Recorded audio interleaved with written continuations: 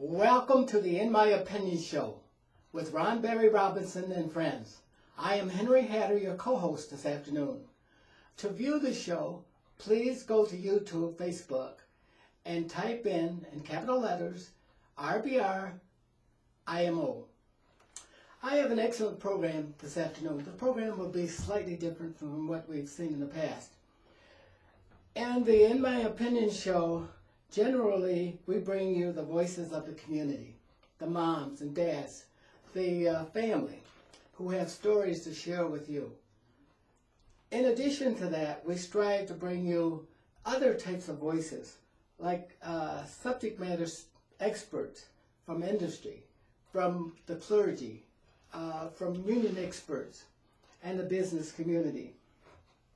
Examples we've heard members from the clergy, we've heard members from the Supreme Court, we've heard members from the education community, basically the Flint School District, we've heard from other school districts. We have heard a number of business leaders on this program. It is our hope to stimulate your thinking, your imagination, and resolve to action, solutions to problems that we find that are important in this community. Today, I have a guest, second best to nobody we've had on the show in the past. He is a sculptor from Clio, Mount Morris, and he's very important to this community, very important to industry, very important to all of those segments of the industry that we've talked about. He is Joe Rundell from Clio. Welcome, Joe. Thank you very much. Before I get started, I would like to read for you a definition of sculpture. And then I'm going to come back to you and ask you to expound on that. But when I looked in the dictionary for sculpture, it says, sculpture is a branch of the visual arts that operates in 3 dimensions. You know how difficult it is to work in 3 dimensions? Even for a mathematician or an engineer or other people who deal with this. You have to be good to be at that, able to do that. Joe, please tell us a little bit about who you are, where you educated yourself, and where you live, and so on. Use about 1 minute to do that. Okay, I was born in Owasso, 1940. Later on, I went to work for Chevrolet and put in 30 years there, and most of that time we lived in Clio at that time, and we've been there for 42 years. During the time that I was at the V8 engine plant, I became a machine repairman, but at the same time I built muzzle-loading guns, I did artwork, and then lately I've just come to the sculpture world in about 1.5 years ago. Joe, at the plant, what specific job assignments they give you that a curious person would be able to glean from that you had the sculpture potential? Well, most of it you wouldn't have, because I started out first as a line operator. After I'd been there for 5 years, I went on an apprenticeship for machine repair, and in the last all but 2 years I practiced as a tradesman, machine repairman. The last 2 years that I was at the V8 engine plant, my plant manager asked me if we could start an art department within the plant, and he wanted another person with me, and the other man's name was John Hildebrand. He's known as an airbrush artist, very good at what he does. that pretty well rounds out my career at the V8 engine plant. But Joe, the work of a machine repairman is a guy that takes a bolt and tightens something up and uses his tolerance tools to make sure it fits in the ranges that for the tolerance to make sure that the system operates correctly. But a person who paints, does sculpture is completely disassociated from that. It would appear to me that tool and die, or maybe people who create prototypes of cars and systems, would be closer to becoming a sculptor than a machine repairman. Explain. Well, there is a lot of difference. Being a machine repairman is something it's very disciplined. You have to use your imagination as a machine repairman, almost like you do as a sculptor, but in completely different ways. But you still have to think about how to accomplish the repair of a particular machine, and you have to know your subject. And it's the same way with sculpture. You need to know your subject and just go at it.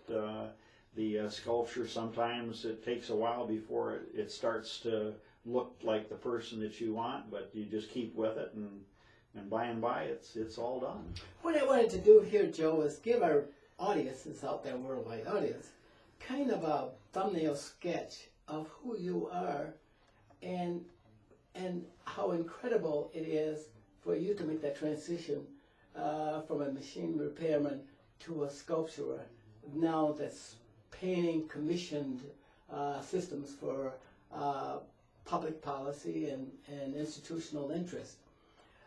So let me ask you, how did you get through this? Is the last question before we go to some of our members in the display. But how did you get to become a sculptor? This is the thing that's eating at me, and I'm sure a lot of other people. Becoming an accomplished sculptor without going to a prominent United States college or university of engineering, sculpture, or architecture. How did you manage to get that and to be as accomplished as you are? You must have had something else going on for you. Well, when I was young, I was like every other student. My father died when I was 10 years old, and I liked airplanes of the Second World War, so I started drawing them. And a lot of my buddies, they would ask me if I would draw pictures for them, P-51 Mustang, P-40 Warhawk, that type of thing. And so I found that that there was a need. Somebody wanted to see my work, and so I turned out work. I was lucky early on. I had a teacher, an art teacher. Her name was Miss Morris, and she was a traveling teacher. She would go to different schools in Owasso, and I think she took a special interest in me. I did notice that she took more time with me than she did with some of the other students, and I think that spurred me on. Later on, when I moved to Flint and I attended Bentley High School, I had a teacher a lot like Miss Morris, and the teacher at Bentley, her name was Mrs. Kilburn, and her too, or she too, really took an interest in my artwork. When I finally graduated, and I was probably towards the bottom of my class in almost all the subjects, I graduated just by the skin of my teeth. But when they decided that they wanted to give an art award, and they hadn't given one before, they announced that they were going to give this art award, and one of the other students stood up, she'd taken everything, all the other awards, so she kind of thought she was going to take this one too. But then they called out my name, and there she was out on the end of her limb, and the saw had just broken through, and down she went. But anyway, so I got that award, and then I went to Hawk and Wright Advertising Agency in Flint on 212 Stevens Street, downtown, 1959, and I applied for a job as a commercial artist. And they took me on, and I was there for 2 years. I was only making $1 an hour, and then I got a chance to go to work at Chevrolet V8 engine plant. And they started me out at $2.49 an hour. That was 2.5 times. Joe, what a great story. I want to remind part of our audience, if you're a teacher or you're a student, if you listen to Joe's story, it tells how important it is for a teacher to inspire her subjects or his subjects. Because from this inspiration goes accomplishments, genius even. And for students who think that they are throwaway kids, forget it. Because Joe just gave you a great inspirational story. I hope you take heed to it. Joe, your story is so reminiscent of so many other stories that I've had. Like, for example, Henry Ford. He was not a man of scholar. He was not a scholarly man. He was not a man of letters. As a matter of fact, they were asked him in 1916, how did he deserve making $1 million a day? You probably remember the story because we talked about it. And then there was, of course, Abraham Lincoln, a man that would have been considered, if you had to use letters, throwaway people. Became one of our great presidents. So I want to thank you for that, and I'm so glad that you're part of our community and that you've accomplished all that you did. And I want to get on to some of the sculpture. You know a lot about, say, the early automobile pioneers. Who were these people? Well, the one that really put it all together was Billy Durant. Without Billy Durant, General Motors wouldn't have come to pass. He started out with J. Dallas Dort. He became a carriage maker with J. Dallas Dort. But what he accomplished was he went to a carriage show in Chicago, and he had designed a new carriage with a new spring system, and he sold a bunch of them. Dort Carriage Business thought that if he came back with orders for 100 or 200 carriages, it would be a great thing. But he came back with an order of 600 and some carriages per month, and so that pushed Dort Carriage Company and I think Patterson Carriage Company into the fore. This was just around the turn of the century. And then along came the automobile. At first, Billy Durant didn't like it. He thought it was smelly and it was noisy and it just didn't. It wasn't his type of a machine. But he finally decided that this was the future. So he grabbed a hold of David Buick.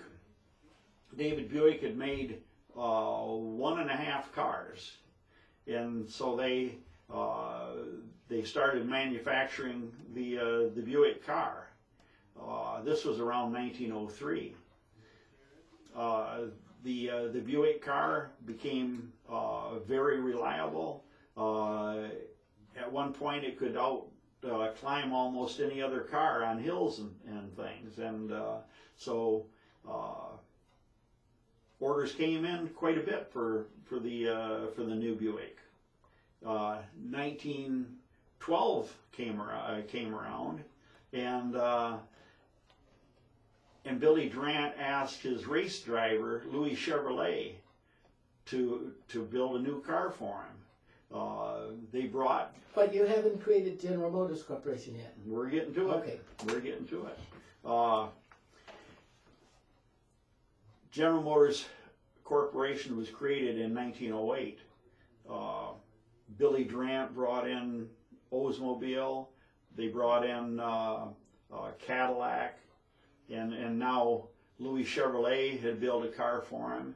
And the Chevrolet car for Billy Drant was very, very important, because when he lost control of General Motors later on, he was able to put his powers behind the Chevrolet car and come back into General Motors and take the top position again. But it was the Chevrolet car that allowed him to do it. And Billy Drant had a lot of problems with learning how to finance the institution. It was like a loose confederation where people just donated money to the corporation. And how did it get started as a corporate? How did they really demand where the corporation was dominant over the divisions? Mostly, all this came from confidence in Billy Drant to be able to produce. Billy Drant was a dynamic person. He always went about 110 miles an hour, but he accomplished what he wanted to accomplish. So that brought in financial institutions, and he decided that he wanted to build his cars right here in Flint, Michigan. And along with that, he decided that at that time Flint had a lot of lumber industry, and the automobile was made, the bodies were made of lumber at that time. He brought in another guy, I believe this was also in 1903, he brought in C.S. Mott out of New York. C.S. Mott was an axle builder, and C.S. Mott was able to get finances for his company, but combine it with the financial background of Billy Drant, and he became a large stockholder in General Motors right from the beginning. Hey, Joe, I know the time is really running out. We got a lot of ground to cover. Can I just kind of jump on some other things? Yes, sir. The personalities who formed General Motors, you must know a lot about those. Could you just briefly tell us, bring those people to life so that our audience can see who they are? Just use about 1 minute on each one. Okay. I'll start with Charles Nash. Charles Nash was a General Motors president for a short amount of time, and then he started building Nash cars in Kenosha, Wisconsin. So, and that became American Motors. That's what most people remember today. They don't remember the Nash, but they do remember American Motors. The person that preceded him was Walter P. Chrysler, and Walter P. Chrysler was one of the most dynamic men in the world. He had educated himself, and he was a machine repairman, and then he decided that he wanted to become an engineer. So he went to engineering school, became an engineer. And he was with a railroad company. He had nothing to do with the automobile company or automobile interests at all at that time. But Billy Drant heard about him and sent for him. Walter P. Chrysler at that time had built he was finally making around $12,000 a year, and that was a lot of money in those days. So Billy Drant made him an offer. He said, "Come to work for me, and I'll give you $16,000 a month, and I'll give you either a salary of $500,000 a year or $500,000 in General Motors stock." The only thing that Walter P. Chrysler said was nothing. It was silent for a moment, and then Chrysler said, "Would you repeat that?" and that was the beginning of the association between Chrysler and General Motors. Well, and some of the other, for example, Albert Chevrolet. Who am I looking at here on the table? Well, this is Louis Joseph Chevrolet. He was born Christmas of 1875, I believe, and died June the 6th, 1941.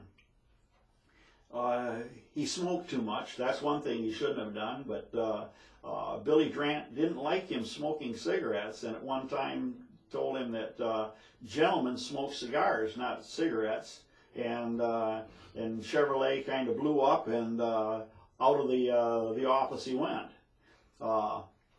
He had a very short temper, but he was a race driver and one of the best. In 1915, he won the Indianapolis 500, and he and two brothers started kind of a speed company. They actually built speed equipment for Model T engines, and that went on for quite a while. Finally, when the Model T went out and Henry Ford brought in the Model A, that kind of put a kibosh on his Model T stuff. Folks, just because I feel the compression of time, and we have a lot to cover, I'm going to ask you to, I'm going to ask Joe to appeal to you to come down when they unveil David Chevrolet and C.S. Martin, all those statues. Would you like to tell us about that coming up in August very shortly? Okay, in August the 17th, we'll be unveiling Billy Durant. And when he's unveiled, he'll be down in the U of M parking lot between Kersley and First Street. They're putting him between Louis Chevrolet and David Buick, and it's very appropriate they do that because he's the one that got both of those into it and started the Buick Motor Division and the Chevrolet Automobile Division. And this event will be back to bricks, will it? It will, and it'll be on the 17th of August. How is it attended? Is it lots of people, they're dignitaries, are the kids, are the teachers? Is it part of the community that comes to, what does this do for Flint? By the way, you might mention that. Why all of a sudden people are interested in Flint downtown and the automobile industry? Well, the automobile industry, of course, built Flint. But I'm going to give credit to Al Hatch. He started the Back to the Bricks movement, and that's a giant car show right in the middle of Flint. For the 4-day period, it'll bring in somewhere around 25,000 cars will be involved, and close to 500,000 people will come to Flint because of that. And they're all of those people are going to they have their needs, and they're going to spend money to fulfill those needs. Yeah, okay. Joe, how did you get commissioned for this job? Now, normally people would, if you're going to get someone to do a job this monumental, there's a process that you use for commissioning a person to do that. How did you get this commission to do all of the statues? I believe this came through Al Hatch. Al Hatch asked me at one time if I would agree to be their art director for Back to the Bricks. When I went for the first meeting, I decided that I would like to do some sculptures. I knew that 8 of them were going to come up and were going to be done. I was not a known sculptor. I took some pictures and books that my engravings had been in, and a photo album, and I brought 2 sculptures that I had done one in 1986 and the other one in 1987, but they were only busts. They were only the upper part of the torso. But they thought that, yeah, we think that he can do this. And I think along with that is that that I would do it at a lesser amount of money than most others. Who is your favorite sculptor? Just any, there's lots of sculpture types, Greek, Roman, etc.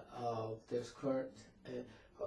In about 25 seconds, can you give me who you might think is a good sculptor? A contemporary even. Phidias from Greek times. Michelangelo, of course, everybody knows Michelangelo. Another is Jean-Antoine Houdon, a Frenchman. Did they influence your work? They definitely did. Okay. Now, Joe, you did guns. Give me about 25 seconds on that. Time's closing down on me. Okay. I've done engraving on firearms from 1961 until now. Okay, Joe, looking ahead, now your sculpture will be here for thousands of years yet. How would you like to be remembered? I'd like to be remembered as a sculptor. Like Michelangelo. Oh, I'm not sure that, that we're going to go to those lofty. Pericles. Yeah. Some of those, the great Roman times. Well, Joe, must bring the show to a close. It's great having you. I hope you'll come back again. I hope that our audience will come to Flint, visit Back to the Bricks to see you unveil all of these great statues that will be here for many, many years after we're gone. What about Jefferson? Oh yeah. Would you like to talk about what's in the future for you? 10 seconds. What's in the future for me is one of the Tuskegee Airmen, a person that I've met and admire. Okay, we will bring that. We will talk about this at a different show. Okay. Now we must bring the show to the close. I want to thank our technical crew. I want to thank our guest, Alexander Jefferson, and I'd like to thank all of you who watched the show today. And I'd say stay focused.